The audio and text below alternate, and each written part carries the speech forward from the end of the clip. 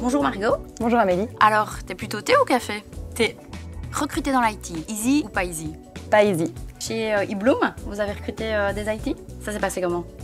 On a eu beaucoup de chance, mais je ne sais pas si ça reflète l'entièreté des embauches, mais pour celui-là, on a eu beaucoup de chance. Alors, tu m'expliques comment ça s'est passé? Oui, donc on a décidé de recruter un junior. Je pense que quand on cherche à embaucher vraiment en CDI, c'est plus simple de trouver un junior qu'on va former qu'un senior, qui sont souvent plutôt des profils indépendants. Et nous, on est passé par des écoles d'informatique. Et donc, c'est un format stage de fin d'études, qui permet de déjà voir s'il y a un bon fit au niveau de la personnalité et des compétences. Et puis, à la suite du stage, proposer une offre. Par rapport aux sociétés de services IT, tu crois que c'est plus facile de recruter? Sans doute moins difficile de recruter en software qu'en service IT. On peut être très clair sur le projet, la personne sait sur quoi elle va travailler et c'est quoi la finalité, puisque notre software sera toujours le même.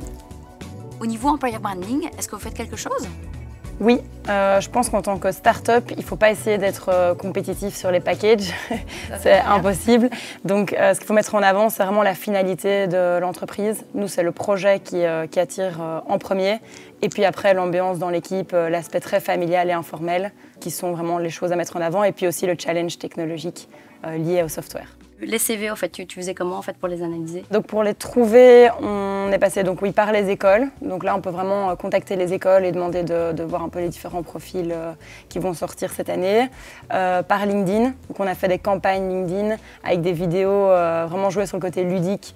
On a fait une série de vidéos avec toute l'équipe. Un côté vraiment ludique, c'est chaque fois le format This Could Be You, avec une place libre sous différentes formules. Et ça a quand même attiré l'attention, on a eu quelques candidatures comme ça.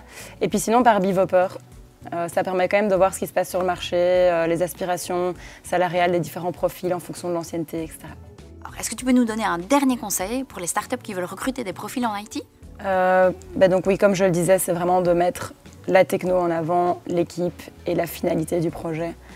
Parce que les IT qui vont venir dans une start-up, c'est ça qui vont les attirer, parce que sur les packages, il y aura toujours, entre guillemets, mieux ailleurs. Et ça, on est très transparent aussi en faisant nos offres, en disant c'est sûr qu'il y aurait moyen de trouver un package plus attractif ailleurs, mais après, il y a des avantages chez nous qu'il n'y a pas ailleurs non plus. Donc voilà.